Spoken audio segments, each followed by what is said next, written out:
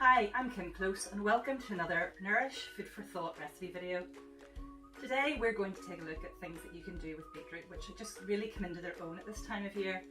So beetroot are beautiful to look at, they're very tasty, they're very versatile.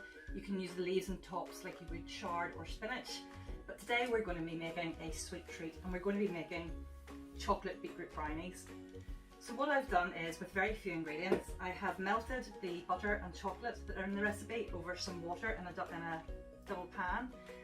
You can either do that or you can melt them in the microwave. You don't want to put chocolate straight onto the heat because it'll just burn and go all dry and not be able to be used.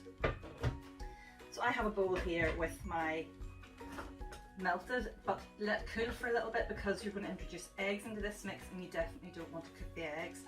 So we've got our lovely silky chocolate and butter mix, and to that you can either beat the eggs in the recipe separately and grate the beetroot and add them, or what I've done just for simplicity's sake, if you've got a NutriBullet or something like that type of blender, just blitz the eggs and beat it up together, and this gives us what we call our wet ingredients.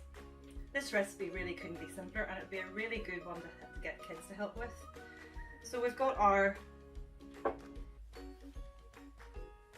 beetroot, eggs, butter and chocolate, and now all we're going to do to this, I told you it was simple, is add the measured out caster sugar and self-raising flour. And you don't want to whisk this or beat it, you just want to stir it to combine it.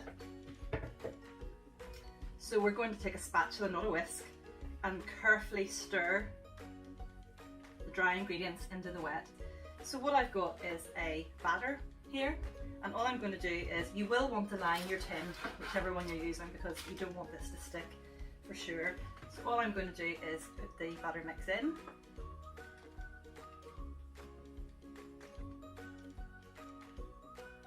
And we're going to give this somewhere between 20 and 30 minutes in an oven, depending whether you have a fan oven. Most ovens are sort of different, so we're going to... Does that look lovely or what? We are going to put that in the oven, and you'll know that it is cooked whenever a skewer inserted comes out clean. If a skewer still has some of the mix on it, it's not quite cooked yet.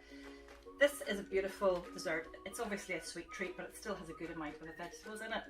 You can serve this with yogurt or ice cream or cream. You could top it with raspberries, or what I thought that I would do, going back to our last recipe video, is just garnish it with some edible flower petals, which would just look absolutely stunning. Purples and blues on top of chocolate coloured anything, or it's just a visual treat for the eyes. So that's what I'm going to do with mine, is to pop some petals on just before I serve it, and this is going to go in the oven. I hope all you growers are enjoying growing things from the packs, and I hope that when you grow your beetroots that you really find some lovely recipes to make with them. But for a simple one to start with, have a go at the brownies. You won't be disappointed. Thanks, hope you enjoy and see you next time.